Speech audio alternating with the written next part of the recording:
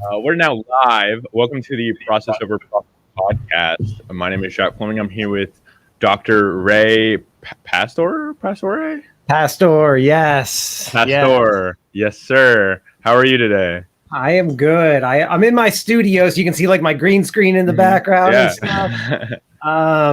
Yeah, so yeah, but I'm good. Just getting out of the heat on a hot Wilmington day. Yeah, 4th of July weather, 4th of July weekend. Yeah, ready for all that. Yeah, but before we dive into it, I just want to let everyone know that this podcast is brought to you by Entra, the new professional network built for entrepreneurs, investors, creators, and freelancers. You can easily create content, grow your network, and meet new like-minded people in live rooms and events on the app. All listeners can sign up for free and also get upgraded to Entra Pro, which gives you access to over $50,000 in deals and discounts with over 100 partners. Go to entra.link/Jack. And make sure, if you're on Entra, to connect with me at Jack Does Marketing. I'm at Jack Does Marketing for most of my social media.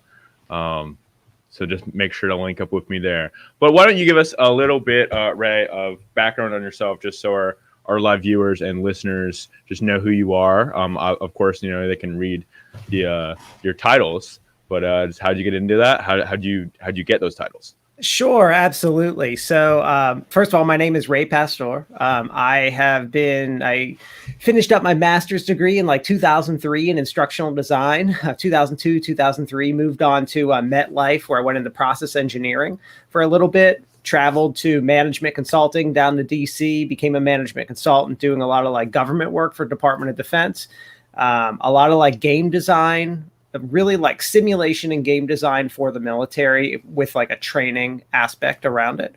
After a few years of that, a couple promotions, I decided to go back and get my PhD. Went to Penn State University, got my PhD at Penn State. After that, I became a professor. And so I've been a professor at the University of North Carolina for the last 11 years now, in the instructional technology department. Instructional technology is really like training design, curriculum development, where we send students into corporate, government, and education worlds to manage learning systems, design training, and develop e-learning, develop apps, develop games, focused on learning and design. And that kind of led me into my love for video games, my professional background in game development, and then my just love of playing video games my whole life led to me having an interest in esports and seeing an opportunity at UNCW. I definitely think there's a different breed of people. It definitely connected to passion too, but now that you want to teach it to others, and that's why you want to be a professor and program coordinator and all, and help other people develop their passions too. Absolutely. Why don't we talk about esports? Obviously, it's a super general topic. Do you want to give us a brief definition of that? I know it encompasses a lot of different stuff. Sure. So, people think of esports, they think of gaming in general, but esports is really the competitive side of gaming. And it's really the pulling the competitive side, the community together. But it's when people are able to compete against another player or person or team in some kind of virtual setting. That can be a video game where you're literally using a controller or mouse and keyboard. That can also be physical when you're running on a treadmill, competing against people, or biking, or, what they're doing in the Olympics right now is really, more of the physical portion of esports. But yeah, that's really what it is. And I definitely think that that COVID had a lot to do with the growth of the sport too. And that more people were online, more people, I guess, had, more people just inside, and they just needed things to do. And whether it's them watching content creators or getting into video games themselves, I know I did some in college, and then it tapered off a little bit, and then when COVID happened, it sort of went back up again. Yeah, absolutely. I think it definitely COVID helped like that older population come back to something. They had more free time. It kind of tells us like what would life be like without work. We would spend time doing a lot of leisure activities. A lot of people went back to gaming, or they, I'm a big surfer, and I just hear tons of surfers around the world complaining that there's too many surfers right now because everyone started doing it during COVID. Yeah, it's a really interesting space to watch, and I've been watching a lot of people on Twitch too, and people have become like pro gamers as a whole. There's a lots of different, I guess, tiers to it. You could Hmm. say almost like Absolutely. normal sport. It is like it's like Yeah, normal just like sports. Hmm. yeah, with like there's kids and kids playing and kids competing. You know, I have three boys under the age of 10, and they, you know, my oldest will play like competitive Rocket League and different Roblox type games for kids. And then there's middle school, high school, and collegiate and professional esports.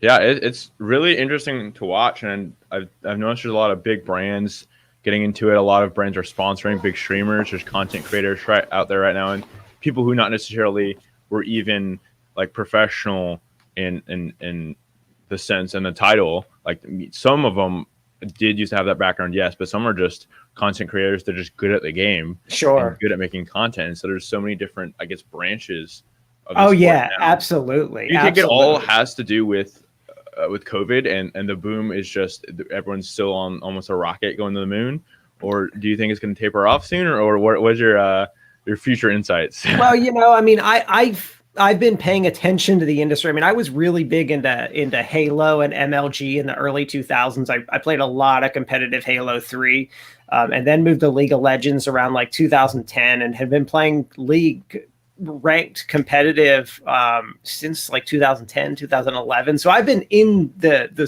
field, like watching it for a long time. And you know, I have to say, I saw a big explosive growth in 2015. That was a year after Twitch really became Twitch. Twitch used to be Justin TV. It was bought out by Amazon, became Twitch. And really, when Twitch started to explode, is when I just saw gaming in general like go from something that people didn't really take too seriously to like people actually making real money.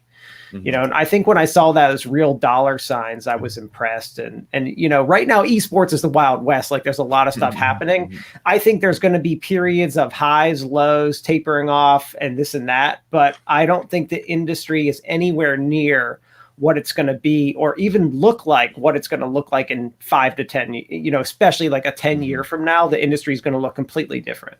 Do you want to make any? I don't know if the word assertions, but do you want to make any guesses? I always like talking with people and seeing if they can almost talk about Yeah, the future. you know, so I'm a big like MMA fan, mixed martial Mhm. arts. I trained Brazilian jiu-jitsu for a number of years. I love the UFC. So Mhm. I watched the UFC in the early 90s. And then compared to where the UFC was in like 2005, compared to where it was in 2015 and today, it's a whole different, you know, there was no legislation, no rules, there was no real one league. I mean, it was the UFC, but things were just changing so much, and there was Mhm. all these different people competing for the same space. And it really got brought together in the early like to mid 2000s and formed then. And I think we're going to see the same exact thing in esports. I think esports is following the mixed martial arts industry in a lot of ways, the way that it's growing, how it's a new sport. You know, mixed martial arts is one of the only new sports we have to model ourselves on, Mhm. you know, that we've been able to see. So I really think that we're gonna see some kind of organization like the UFC, the way mixed martial arts did with the UFC. We're gonna see an organization like that really kind of take over. I mean, we don't have that. So like Major League Baseball has MLB, Major League Baseball. Yeah. NFL is the NFL. Mhm. NHL is the NHL, the NBA. All of these sports have an organization that basically is the, you know, gatekeeper for the professional industry, and we don't have that in esports right now. So I think once that happens, a lot of things are going to come together. Right now, Mhm. everyone's just kind of guessing, and people are investing money into things and trying to figure out like how is it going to happen. But it is going to happen whether we try to do it or not. Like the industry is just moving in that direction. Mhm. I guess MLG is more of just a title for people to have like major league gamer per se, and not necessarily Yeah, the governing body. it tried to Mhm. be the governing body in the 2000s, but there's a Mhm. big difference between esports in the early 2000s and today. And that difference is the communication method and social media and the ability to actually stream games. We didn't have that back then. Like I Mhm. couldn't just play Halo and have you watch me unless you were at my house or you were in game with me. We didn't have that capability. So there was no way to get the media out there. It just wasn't a thing yet. And that really changed in 2014, 2015, 16. And it's just been increasing ever since as people realize they can do this. And now streaming is used for, Twitch, which started as gaming, is now being used for cooking shows and people exercising in front of it and whatever it happens to be. Like, we're going to start seeing that live streaming component that grew out of gaming in many other industries. And then it's battle the brands too, in that there's Twitch partners, there's a whole YouTube gaming, there's Facebook gaming. Basically, people are starting to get paid to stay on a single platform to stream on because they're bringing people to that platform. Absolutely. We're going to see a lot of brands. We're going to see a lot of teams a couple are going to do really well and excel and make tons of money. And some are just going to crash and burn through tons of money. And just like any industry, you start up a bunch of companies, 1 out of 20 makes it. I mean, we're going to see that same thing happen in esports, which happened everywhere. There were eBay competitors, there were Amazon competitors, and those companies, Amazon's the one that happened to work out, and eBay's the one that happened to work out. And how many stores have tried to compete with Walmart, Kmart, Ames, Zehrs, all these old stores from the 80s and 90s that Walmart just beat out, and Target. Same thing's going to happen in esports with the leagues and pro teams. While there's 10 leagues now, there's going to be one. It's crazy to watch and almost indirectly be a part of. And that if we're playing casually, sometimes we'll we'll run to a streamer or some pro gamer playing. That's definitely fun to play with good people. I hear death comms a lot from Warzone, and so people are like, oh, is that like people freaking out and they got killed by someone who's a streamer. But I want to talk about standards a little bit. So you brought up how there's no governing body, and that's most likely due to standards sort of being all over the place. That was in my sport. So I started the CrossFit team at UNCW, and we couldn't have a brand controlling the sport. So Cross is the brand. We would need a governing body as well. But there's just so many different standards. There's how fast can you do a workout? How much weight can you lift? And that there's a ton of different movements. It's not like a baseball, a football, a basketball that's just really straightforward. I know for Warzone, there's different maps, there's different settings that people can play on. I know it's pretty standard and weaponry and controller, but I mean, you get all these other variables too that go into it. Yeah, absolutely. I think that So first of all, to address the first part of what you said, there's a bunch of governing bodies competing to be the governing body, and that's happening in high school. That's happening in collegiate, and that's happening professionally. And I actually think we're doing a better job at the best job at the collegiate and high school level. I think that there's a lot more organization happening than at the pro level, because right now at the pro level, everything's really being controlled by the publishers. Whereas at the collegiate level, I think that the publishers have taken more of a step back in some ways, different than they have at the pro level.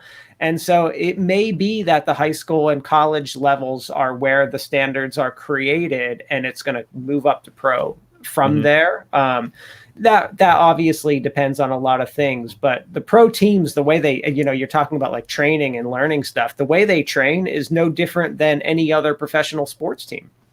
They have hours that they game. They have hours that they exercise. They have to eat healthy. They have a mental coaches dealing with their psychology. How do you be mentally healthy, and actually what happens in game when you get upset, and how do you deal with that and cope with that so that doesn't affect your gameplay? How do you deal with toxicity? How do you, really everything that you see any other professional sport having, esports players do too. We have esports lawyers now. We have doctors focusing on esports overuse injuries, just like any other sport field. Yeah, I follow some of them. A lot of them are also content houses too, that they have full-time videographers. Oh yeah, absolutely. They're making so much content. It's super easy to follow them. It's almost like ESPN, but broken down into the smaller brands are controlling it. So it's interesting in that Yes. somebody can follow a certain team. Let's say, it's now Optic. I'm blanking on it used to be Chicago. It used to be Huntsman. They just it's Optic now again. But or like let's say 100 Thieves. They're a whole brand in itself in that they sell exclusive clothing, but they're also a content house brand. But they're almost a sports management brand as well, in that they manage esports athletes. Yeah, it's really interesting watching that because each team is, I mean, and that's no different than the highest tier of sports, like the NFL. Mm-hmm. Any NFL team has a whole media production like behind their team, creating all kinds of content. But the difference between the NFL and gaming, like FaZe Clan is the biggest, is probably one of the biggest, like Team Liquid, FaZe is really like jumping up as like the biggest as far as like content creation stuff. But, while a team for the NFL will focus on like team play and practice and do like player interviews and stuff for their content, an esports team like FaZe, each player, as you said, will be creating their own content in their own time to generate more money. So there's like definitely a different business model that has happened with esports. One of the biggest challenges with esports that the industry is trying to figure out is that esports started as for free.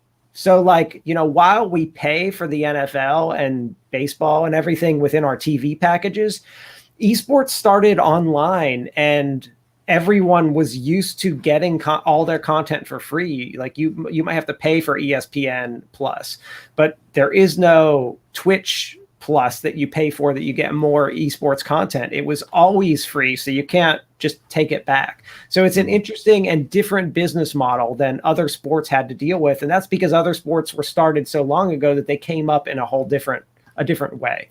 Mm-hmm. Whereas a sport created now is going to have go through the same different kind of business model that esports is going through and trying to figure out. It's one of the things that's making the industry, it's a challenge in the industry, I should say.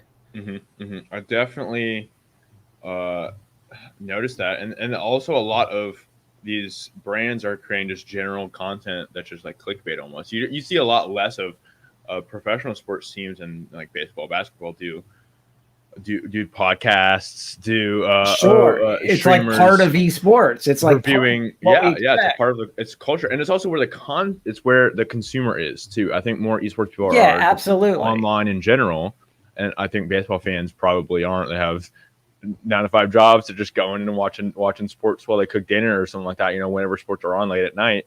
But most esports and the viewers behind it are almost like live on TV they're online. I mean, absolutely. And that's the audience is they're online. They've been online. You got to remember, like the other thing is esports players are anywhere between the age of like 10 and 22. Mm-hmm. There can be professional players that are 17, 18, 19 years old. So it's much younger than most other sports. There are other sports with young people as well. And, you watch the Olympics, there'll be like 15-year-olds competing and stuff. But yeah, in general, it's culturally different. And I think the demographic is different. Mm-hmm, mm-hmm. Yeah, it's definitely interesting to watch. And I think that's also why a lot of people just don't sometimes understand it too, and that it's harder to all over the place. Yeah, it's harder to understand. It's not like you just flip on channel 3 ABC and watch like we don't it was on ESPN over COVID. They had they had NBA teams playing in 2K on ESPN.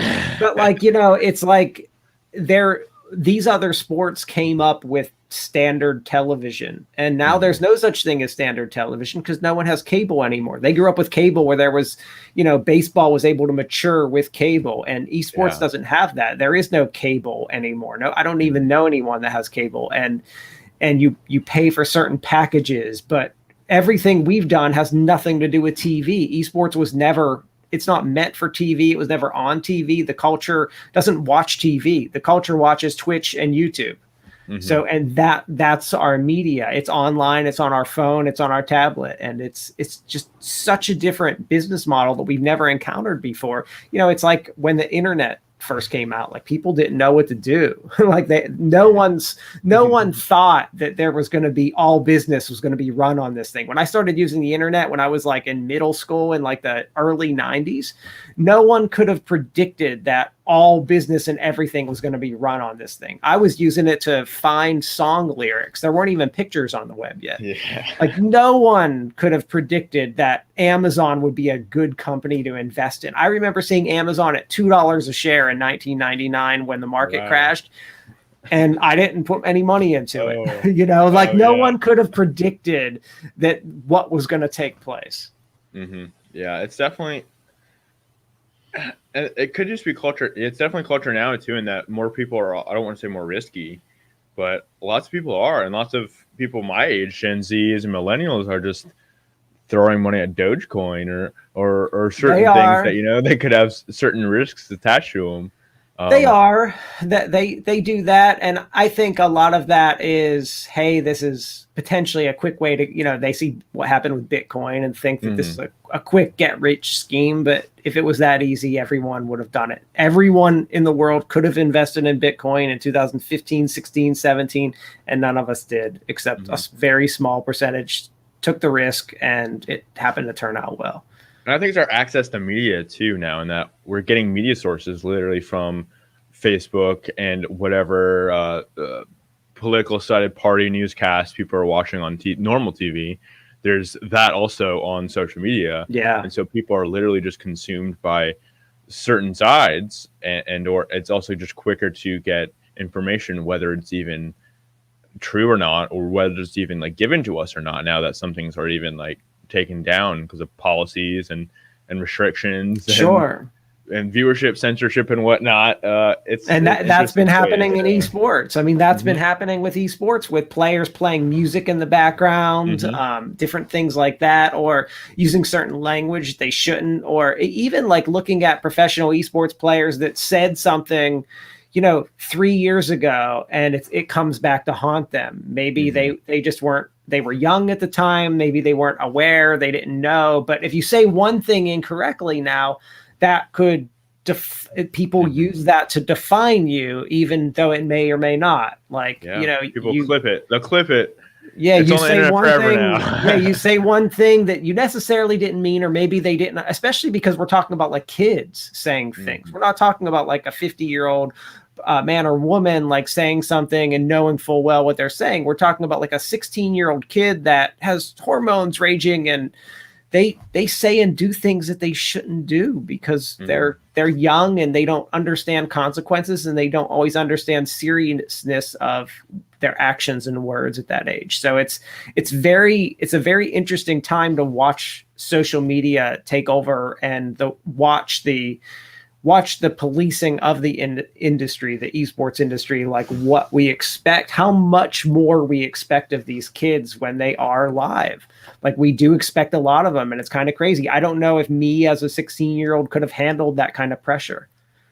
I don't think I could have. I don't think I was mature enough, even at 22 or 23, to understand what I should or shouldn't say or do. Yeah, I mean, I just had like an hour and a half long phone call with my mom the other day about certain just business things, but I'm like, it's just serious convos that I'm like, I didn't want to have this conversation, but we're having it now, and I'm learning it as I go because I'm 24.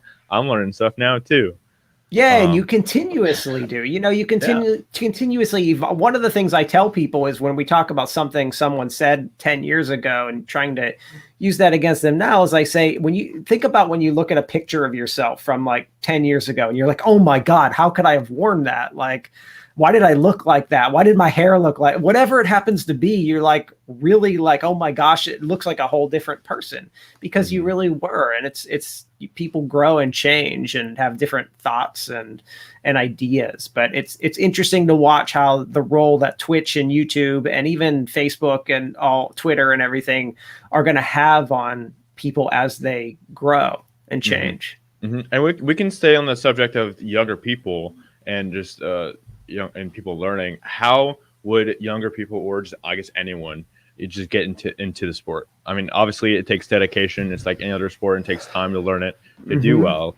But I guess lots of people young in high school want their job to literally be like a YouTuber or like an influencer. Yeah, absolutely. And how do they get into it? And so, for esports specifically. So there's a couple ways, and first of all, it depends. Like what, as you mentioned, like what area, what niche within the industry are you interested in? Are you interested in being a player, like a player on a team? Are you interested in like coaching, or are you interested in streaming? And then all the other things, like maybe you're interested in esports, but you really want to be a lawyer. So you go into the legal aspects of, that kind of thing, which I'm not going to get into that, but the different things. So like, as far as, let's take, like, I'm interested in esports. I really want to be into content creation. My advice to someone is you have to get out there and practice, but you want to know like how to do it. So if they're in college and a student, I would definitely tell them to look at like their TV, journalism, like broadcasting type major, and really learn how to put on a show.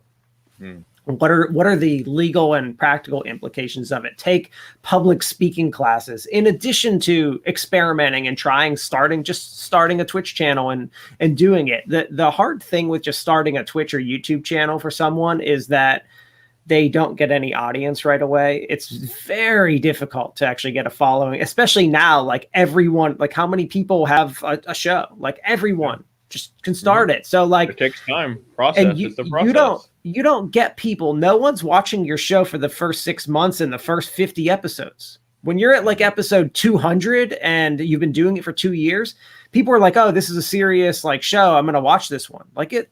So you have to be okay with no one really caring, and that it might be 5 years from now before you get any recognition. With my YouTube channel, to put in perspective, we have 0 live viewers at the moment. So yeah, that's what I mean. Like, yeah. And you know what? That doesn't matter at all. When I started my YouTube channel, I did it for my classes to just create some content. And I looked at one of the videos like 5 years later, and it had 200,000 hits.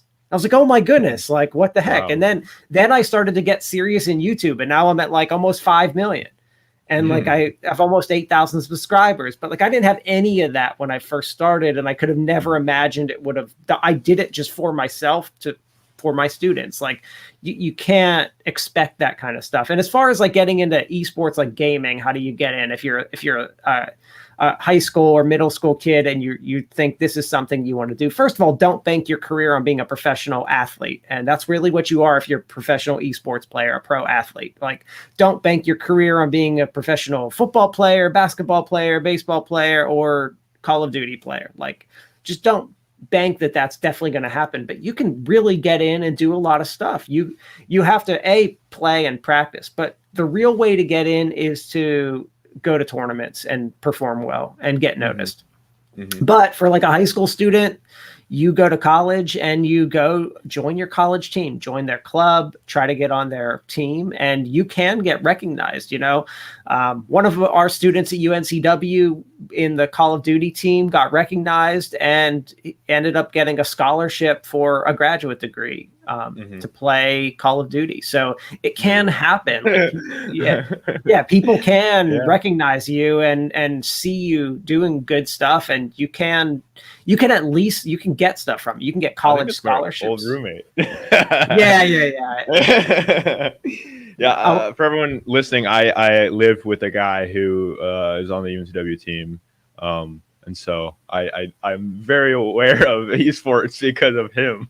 Yeah, they did really well. The Call of Duty team at UNCW, we did really well this year. I actually talked to yesterday, was on a call with Dell and Alienware, and we had the West Point coach, because we played West Point in our final match. We did win against West Point, and then we lost our next round. But I was talking to him about their program, and he was talking about their program. We talked about our match together. He said he's gunning for us next year. So I love the pun there. And also, they do also do it professionally too, and that they literally need it for their job. Yeah. So it's but it was cool to hear, even just hear that our military and government is really does really see see the future of this. And he said he wants West Point to be a top 10 team. Like they're really going for that goal. And it's just fascinating to hear that there's that level of competition, and that, one of the things we talked about during that he mentioned and we kind of all agreed upon was that UNCW doesn't play a school like West Point in any sport, but in esports we actually did, and we can play anyone like in tournaments, because there is no like East Coast Conference, Patriot League, whatever it happens to be. We can actually play against these teams. So it's a cool chance for schools to form like some healthy rivalries that maybe didn't exist previously. Yeah, and I want to stay in the collegiate space for a minute here, and that there's very new news in the space, and that the NCAA is now letting players to college players, like sure. I think it's sort of even, I don't want to say it's iffy in that, because I know you're making it more of a varsity sport. A lot of things start as club and then develop, but now college players, baseball, basketball, the big sports players can make money off of their fame. How do you think that will relate in the college space for esports right now? Okay, so it's kind of interesting. So about several years ago, the NCAA did a big, did a study on whether they should take over collegiate esports.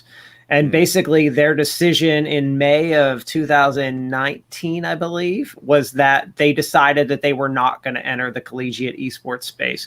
And one of the reasons cited was that the esports players at the high school and college level are already making their own money from streaming and branding themselves. So they couldn't just go all of a sudden to those players and say, hey, you know what? You can't do that anymore if you want to be on the college team, because none of the players would stay on the college team. Why would I give up like a salary or more? And, you have kids making hundreds of thousands of dollars in some cases. Why would they give that up to play on the college team? So it wasn't going to happen. So the NCAA decided not to get involved in esports for that reason. So that was interesting, and it was a win for everyone at the collegiate level. We did not want the NCAA involved at all. We wanted our own thing. We have a collegiate organization. We have several that are fighting for the space. NACE is really the big one, but we did not want the NCAA involved because we wanted our students to be able to promote themselves, get their own sponsorships, make money, and we don't want to be held to the NCAA restrictions for any reason. Like, the other sports didn't come up that way. They didn't start the same way esports did. It's just always been that way. There was always an NCAA for students in the last, 20 years or longer. I don't know really when the NCAA was formed, but it's been such a long time that we don't even think of it in our mind. So how does the NCAA thing impact esports? I don't necessarily think it will, because we kind of avoided them already. Maybe other players will see how esports players are working with brands and then do it for themselves. Yeah. Oh, yeah. I'm sure. Like Devin Booker plays video games a lot, and that's different because he's in the NBA. But oh yeah, no, 100%. I think that what might happen is this will open the door for esports, in that, the best will take, there might be more opportunity for us to play against, play NBA 2K, the esports team versus the basketball team, and fun matches like that could potentially generate revenue and not have to worry about. And, there's also a chance that games could recruit star college players and pay them money. So I think there's a big tie with the video game industry in general and the collegiate athletes. So that's kind of exciting. So I'm really glad for that rolling. I think it was ridiculous that it existed. And I have I understand the reasons it did, but if some of these students, this is their only chance to make that kind of money. This is their 15 minutes of fame, maybe, in their college basketball or football or baseball or whatever it happens to be. Maybe they're not going to make it to the college level, or they get hurt before that happens, and this was their only time. And then they're out of luck because they had to follow these rules. Oh, I'm looking at my question. We can just keep rolling. So I have a few questions. Honestly, it might just be spitfire, but what's your favorite old game to play? like older game. Depends how old we're going back. So you can say okay, anything. so I'm only 24, so I mean, you can okay, say anything. I don't even know video games that well. So Anyway, I'll go back to the intro of video games. So one of the first video games I ever played was Pong. Pong was really like the first commercial game ever. It was the first arcade game in the late 70s. And what's really cool is I got to interview the creator of Pong, who was the third employee at Atari, who really like started video games as we know it today. I got to interview him, Alan Alcorn. So that game is like really stands out for me. Another game, Adventure, which was created in the early 80s, which is the game with the first Easter egg, which is basically like a hidden thing in the game that you could find that the developer put in. So those are two of my like Atari years games. Then you have like Nintendo years where we have like the original Zelda, the original Super Mario Brothers 1, 2, 3. Those are like my big games. We have the Super Nintendo years where we also had Zelda, we had Star Fox, we had Super Mario World. Going into a little more recent, like N64, we had the first 3D worlds with, again, Super Mario 64 and Zelda Oceania of Time, I believe, were the two games that opened up like the RPG, like real worlds. And then we got into like World of Warcraft, Halo 2, Halo 3. So yeah, I mean, I have too many games to list, but I actually did a video where I talk about like my 10 games all time. And I think those were pretty much all the games. I'm gonna have you plug yourself later, and so you can even plug your YouTube to I think those were like all my. But there's different reasons why I like all of those. You know, I like all of those for various reasons. They all had something to contribute to the games that we see today, and I have like respect for them. Also played them, grew up with them, and just like I have so many memories of all of those games. And there's a lot more, but those were some of the main ones that I just like could talk about for a whole days. I remember playing pre-HDMI games where you had to plug in the audio, the three chords, the audio visual. With the Atari, and there's a little Atari thing, and it had a little dial on it. I remember playing some games on that. The Atari. I have a Pong system, like right. And that was still like a newer thing. It was just like a throwback thing, I think, when it came out. Wow, This is the original Pong from the late 70s. This was the model, the third version, so like 76, 77. I wasn't alive then, but yeah. I remember, I think it was throwback when it came out, because I think I was literally like 8 or 9 probably when it came out. So it was one of the nicer model version, but it was still like cool for me to see the older version of things. I remember my train of thought. So in terms of comparing esports to the NCAA, I almost think of it more as like a spike ball or maybe an ultimate frisbee, in that it's a really high level, almost like club sport. I mean, I guess it's now sponsored by UNCW and has money behind it too, but it's really like a high level club sport, and it has a lot of media behind it too. There's really no question attached to that. It's just that was where my head was going, and I forgot about it. So go ahead, but just to respond to that, I think that we're just one of the schools that has it as a club sport. But like, as I was talking about like West Point earlier, or I could name almost 200 schools that it's a varsity sport on level with their football, basketball, or baseball team. So it will go at UNCW, and pretty much every school will have in some capacity an esports varsity team in the next 5 years. Do you see, because talking with higher ups, and I did a lot of stuff with this in CrossFit, and there'll be a lot of red tape, but I heard that most colleges are trying to not necessarily add sports. All of them just don't have the money coming in to keep some even alive. They're trying to take away sports almost. Absolutely. They're trying. I know a lot of SEC schools, the only way they make money is football. Like it's crazy. It's definitely an interesting dynamic. So here's the there's some interesting and different things about esports. So to have an esports team at the varsity level, you don't need to maintain like a swimming pool or a track or a baseball field or anything. You can actually have a computer lab that's used for classes that can be your esports lab. So the maintenance on it, the great thing about esports is that what a lot of the arenas that they're purchasing do are really they're paying for that because they have classes in there. Mm-hmm. And the other, so there's definitely like a different dynamic. It's like you can start an esports team with zero money at a college.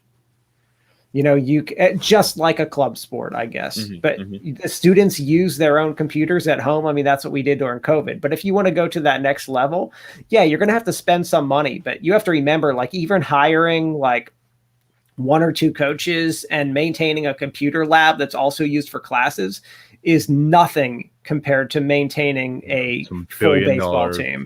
Yeah, it's a literally like a drop in the bucket. And that's sad to say, because especially if it's tax dollars, like nothing's a drop in the bucket, and we should never waste any money. But if it's not wasting money, if esports garners a certain percentage of the population that's not necessarily attached to the university. I mean, I've had students come to me and say, before UNCW esports, I was going to transfer. I did not fit in here. And this is a place for me to fit in. So there's that side of it. But there's also the side that our computer lab is able to be used by classes. So the lab is actually paid for completely outside. It has nothing to do with esports. It's created for courses. We're just also able to use it to practice and play our games and stuff in.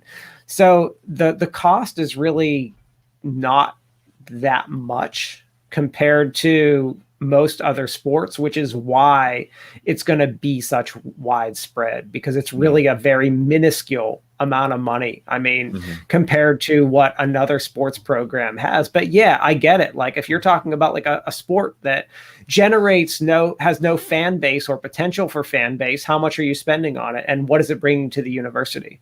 I don't want to name any sports that aren't, because each school is probably different. Like, but if let's say that UNCW's esports team could generate the same type of fan base that UNCW basketball has, and we're talking about an expense at 1/50th of the cost of the basketball team, the return on investment is there.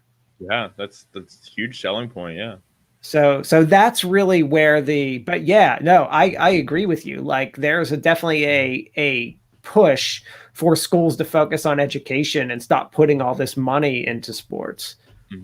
I'm not saying schools are lost leaders though, but it's like also for a school to even sometimes attract students, you need sports teams, and so sometimes they'll use that as a loss leader to get people to pay tuition. But that all depends. But you got to remember, like, so take UNCW, for example. I'll take where I went to my doctorate, like Penn State. Penn State has Penn State football, Penn State basketball, but like, did we need all the other sports?